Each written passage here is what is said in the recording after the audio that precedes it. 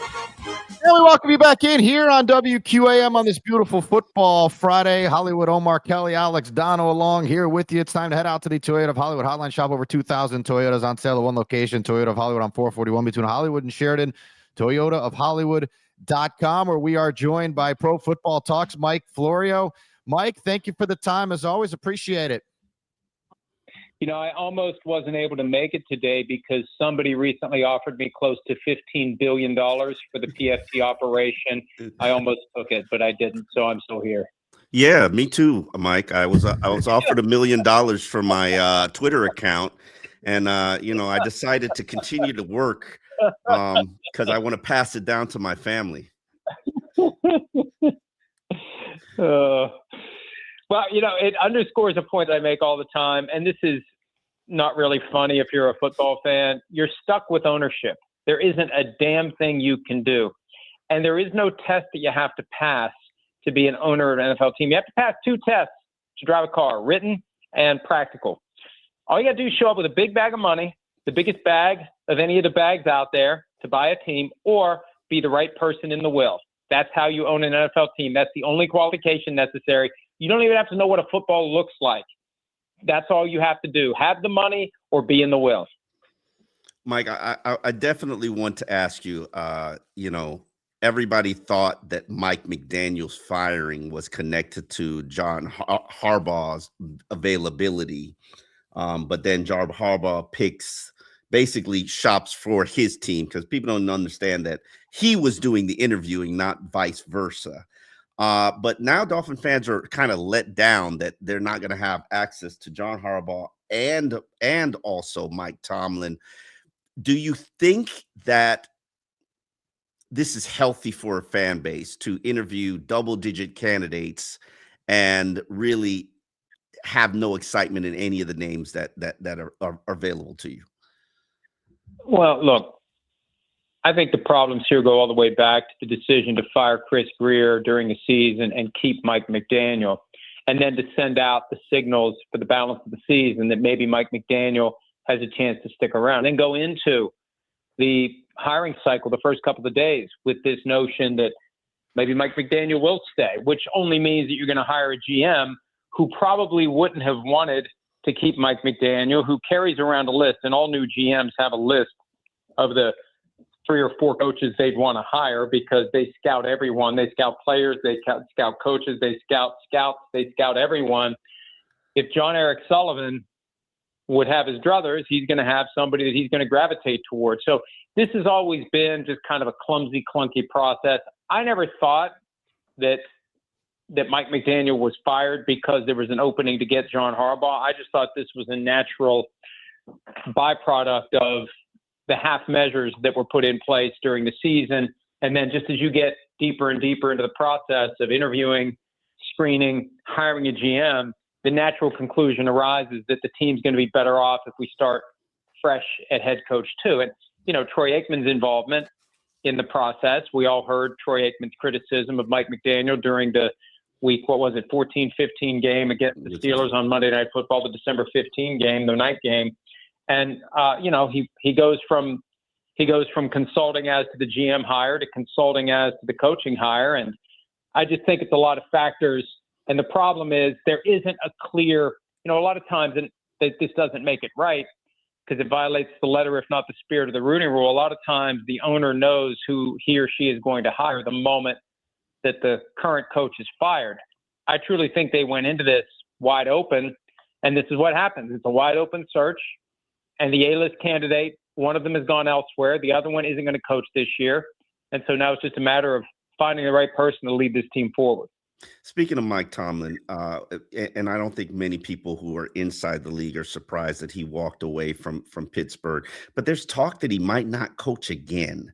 Do you possibly see that happening? And I've said this, I think TV, and not as an analyst in a studio, but actually in a John Gruden role, is best for Mike Tomlin. What do you see him doing moving forward?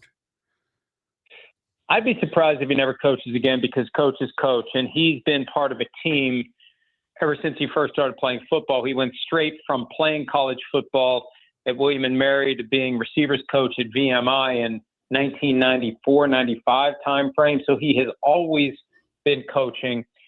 It is part of who he is. It is what he does. Sean Payton talked yesterday about what that year in TV was like, that when you're not in the game, it is a very different existence. You don't have the same purpose. And I agree with you completely, Omar.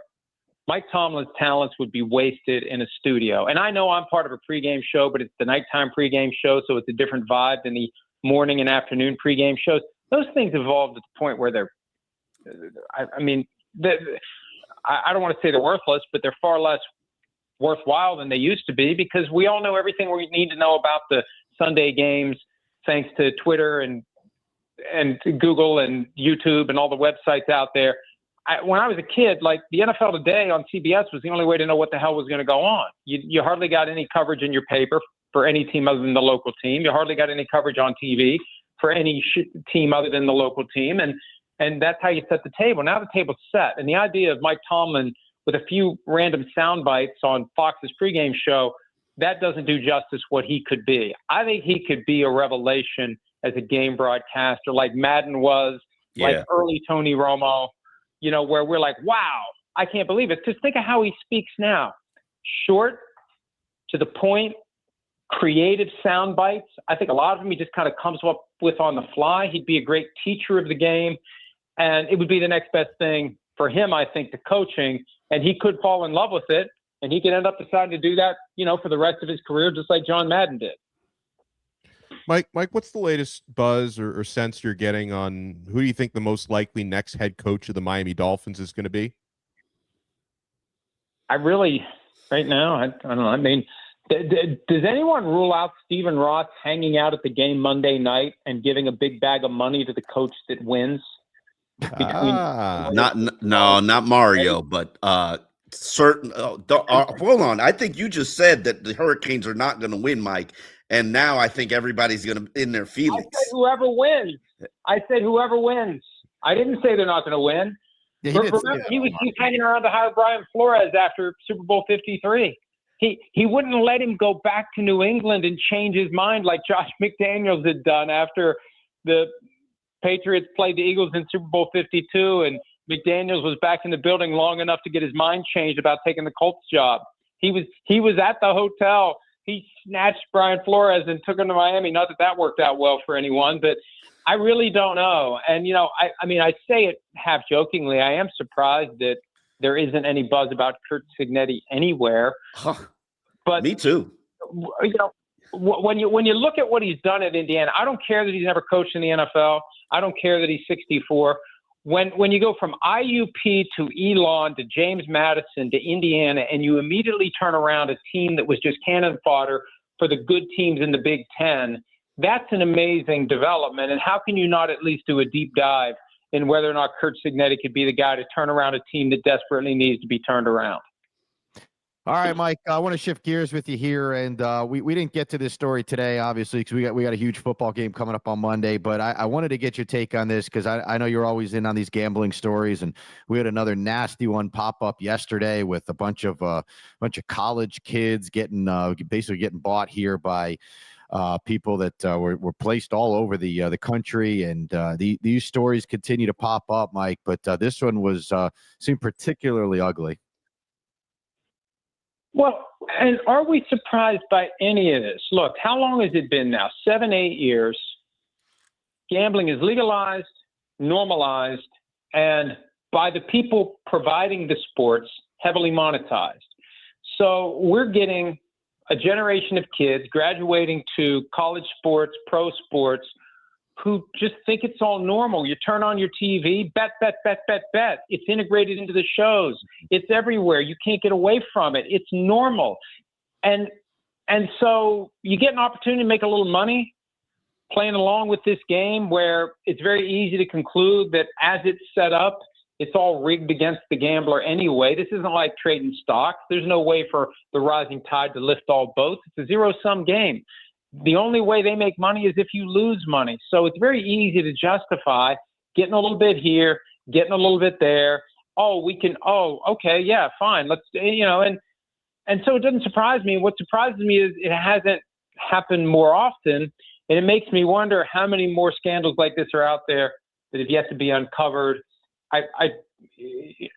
My latest book, Big Shield, which is fictional, but is all coming true one news cycle at a time. I try to get the NFL to take it more seriously. I think there's so much inside information out there. There's so many ways that guys can justify getting a little extra money here, getting a little extra money there. When you look at how much money is flowing into the sports leagues from the sports books, how much money from the public is flowing into the sports books, when you're the people who are the ones who are providing the things on which folks are betting, it's very easy to give in to the temptation to try to get a little of your own. You mentioned Brian Flores earlier, and I do have a very curious mind in terms of what's going on in that world. I know he's interviewed for a couple of jobs, but do you actually think that the Flores blackballing has ended? I did a deep dive a few weeks ago, Omar, into his prospects as a head coaching candidate in this cycle after the Minnesota defense just dominated and dismantled the Lions offense and ended their playoff chances on Christmas Day. Talked to a bunch of different executives, coaches, et cetera. And the vibe was he will definitely get interviews. Now, so far, it's one head coaching interview with the Ravens and potential defensive coordinator with the Commanders. It's amazing to think that he's not signed, sealed, and delivered to stay with the Vikings. The Vikings believe he's going to stay if he doesn't become a head coach, but we'll see. There was a rumor a couple of weeks ago that Tom Brady with the Raiders was thinking about Brian Flores with Brian Daboll as the offensive coordinator. That hasn't happened yet if it's going to occur. But the bottom line is when you sue the NFL and for the teams, that's a tough thing to overcome.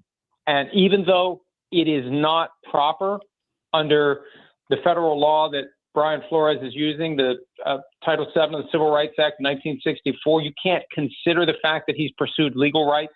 And his claim against the Texans is a direct result of that claim that he didn't get the Texans job in 2022 because of the fact that he had just filed suit against the NFL and 3 other teams.